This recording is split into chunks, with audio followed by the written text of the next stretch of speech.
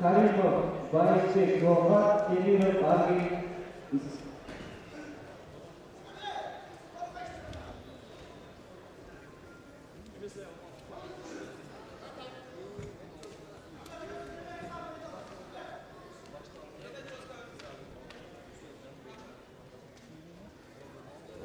Демек, мекендештер, кийинки балбандарды килемибизден көрүп отурабыз. Чындыгында азыр 2 упайлык ыкма жасайм деп жыйынтыгында атадаштар 1 упай ыйгарылып калат. Ар бири чамдап болуп көргөндөй мына өзүнүн мыкты кармачларын көрсөтүүсү зарыл. Бирок ошол эле учурда жашыл бурчтан чыккан балбан, мен жаңылышпасам, бул жерде Сыймык Мелис улу, дал ошол Сыймык Мелис улу өзүнүн мыктылыгын көрсөтүүгө дагы умтулушу зарыл. Анткени кимиси гана болбосун бул кармашта чоң бир жеңишке жетүүгө басым жасайт. Анын каршылашы болгон мынтип Мелис улу Сыймыктын катачылыгын колдонуп кетүүгө дагы умтулууда.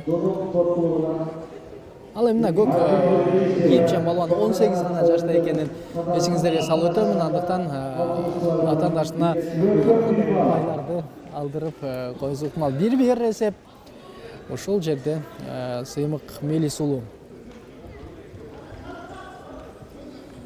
упайларды алууга чоң бир күчүн ортого салган. Жыйынтык эмне болорун дагы байкайлы.